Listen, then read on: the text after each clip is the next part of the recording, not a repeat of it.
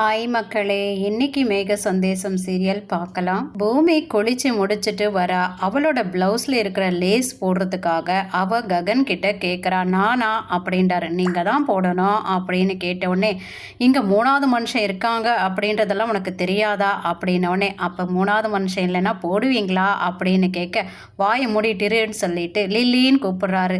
Ready ஆயிட்டியா அப்படின்ன உடனே இன்னும் ½ ஆகும்னு அவ குரல் கொடுக்குறா. வேற வழி இல்லாம இவரே லேச கட்டி விடுறாரு. ககன் பூமியை பார்க்க, பூமியோ ககனை பார்த்துக்கிட்டே இருக்க லில்லி வந்து டிஸ்டர்ப் பண்றா. லில்லி, உனக்கு என்னென்ன பேசணும் எப்படி பேசணும்னு தெரியும் இல்லையா கோர்ட்டில் அப்படின்னு ககன் கேட்க, எல்லாம் தெரியும், நான் நல்லா சொல்றேங்க அப்படின்றா. இன்னைக்கு நீ சொல்ற பதில்ல தான் செர்ரி வெளியில வரணும். அது மட்டும் இல்லை, உண்மையான குற்றவாளி அந்த அபூர்வா வெளிப்படணும். அப்பதான் எங்க அப்பாவுக்கும் அவளை பத்தி நல்லா புரியும்னு பூமி சொல்றா. போலீஸ்காரங்க செர்ரியை கோர்ட்டுக்கு கூட்டிட்டு வராங்க. கோர்ட்டுக்கு வெளியில கேபி, மீரா, அபூர்வா, நக்ஷத்ரா எல்லாரும் வெயிட் பண்ணிட்டு இருக்காங்க. மீரா செர்ரியை பார்த்த உடனே கிட்ட போய் அழ ஆரம்பிச்சிடுறாங்க. அழாதம்மா, உன் அண்ணன் என்னை காப்பாற்ற வரலினாலும் கூட என் அண்ணன் என்னை கண்டிப்பாக காப்பாற்றுவார். அது மட்டும் இல்லை, அண்ணன் கிட்ட தான் இப்போ லில்லி இருக்கிறதா எனக்கு தகவல் வந்திருக்கு அப்படின்ன உடனே ஷாக் ஆகுது அபூர்வாக்கும் நக்ஷத்ராவுக்கும். என் மேலே கேஸ் கொடுத்தவளே வந்து சாட்சி சொல்ல போறாமா. யார் அவளை இப்படி பண்ண சொன்னது, அவக்கு பின்னாடி யார் இருக்கா அப்படின்ற எல்லா உண்மையும் இன்னைக்கு வெளியில வரும்னு செர்ரி சொல்றாரு. அபூர்வா உடனே ஆக்டிங் பண்ண ஆரம்பிச்சுட்டா. இதை தான் நாங்களும் எதிர்பார்க்குறோம் செர்ரி. உங்கள் மாமாவும் நானும் நக்ஷத்ரா 3 பேருமே நீ நிரபராதின்னு வெளியில் வரணுன்றது தான் ஆசை. அந்த லில்லி கோர்ட்டுக்கு வந்து உண்மை சொன்னான்னா கோர்ட்டில் இருக்கிற எல்லாருக்குமே நான் ஸ்வீட்ஸை கொடுக்கணும்னு நினைக்கிறேன் செர்ரி. கடவுளே நல்ல விதமாக அந்த பொண்ணு கோர்ட்டுக்கு வரணும்னு வேண்டிக்கிறாங்க. இப்படி அபூர்வா பேசினதை கேட்ட மீராக்கு, ஆஹா, என் அண்ணி மாதிரி இந்த உலகத்தில் யாருமே இல்லடான்ற அளவுக்கு சந்தோஷம் முகத்தில். போலீஸ்காரங்க செர்ரியை கூட்டிட்டு போகும்போது இந்த கேபியும் மீராவும் சேர்ந்து கூடவே போகிறாங்க. அபூர்வா பற்றி நக்ஷத்ரா கேட்குறா. என்ன மம்மி, என்ன பண்ணலாம் அப்படின்னும் போது, ஆலோசிக்கலாம் அப்படின்ன உடனே கொஞ்ச நேரம் பொறுத்து ரொம்பவே கூலாக இருக்கா. எப்படி நீ இவ்வளோ கூலாக இருக்க அப்படின்னு நக்ஷத்ரா கேட்க, அதுக்கு எல்லாம் ஏற்பாடு பண்ணிட்டேன், அவங்களால வெளியில் வர முடியாது.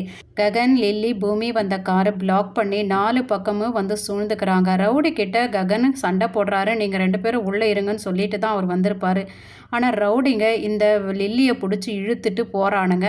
பூமி அவளை காப்பாற்றுறதுக்காக அவள் பின்னாடியே ஓடிட்டு இருக்கா. கடைசியில் இந்த லில்லியை ஷூட் பண்ணலான்னு ஒருத்தன் துப்பாக்கி எடுத்து நீட்டும் போது அதை பார்த்த பூமி அவளை இழுத்து விட்டுட்டு பூமி நிற்கிறா. பூமி மேலே படக்கூடாதுன்றதுக்காக ககன் ஓடி வந்து நின்னுறாரு. கடைசியில் புல்லட்டு ககன் மேலே விழுந்துடுது. ககன் பூமி கிட்ட சொல்கிறாரு, எப்படியாவது இந்த லில்லியை கூட்டிகிட்டு போய் செர்ரியை காப்பாற்று, இல்லைன்னா அவனுக்கு தண்டனை கிடைச்சிரும் அப்படின்னு சொல்லும்போது லில்லியை கூட்டிகிட்டு போகிறா. இன்னொரு ரவுடி லில்லியோட காலில் ஷூட் பண்ணிடுறா. லில்லியும் கீழே விழுந்துடுறா. சரி, ஹாஸ்பிட்டலுக்கு கூட்டிகிட்டு போகிறேன் நான் உன்னை அப்படின்னு பூமி சொல்லும்போது, வேண்டாம், அதுக்கான டைம் கிடையாது. நான் செர்ரியை தண்டிச்சதுக்காக இந்த தண்டனை எனக்கு தேவைதான். தயவுசெய்து என்னை கோர்ட்டுக்கு கூட்டிகிட்டு போன்னு லில்லி சொல்கிறா. அபூர்வா நக்ஷத்ரா கிட்ட சொல்கிறா, 2 சாப்டரும் க்ளோஸ் ஆகிடுச்சு, நம்ம இனிமேல் ஃப்ரீயாக இருக்கலாம், வா கோர்ட்டுக்குள்ளே போகலான்னு சொல்லிட்டு போகிறாங்க 2 பேர். கோர்ட்டில் வாக்குவாதம் நடக்குது. 2 வக்கீலுமே பேசுகிறாங்க. கடைசியில் அபூர்வா வக்கீல் தான் ஜெயிக்கிறாங்க.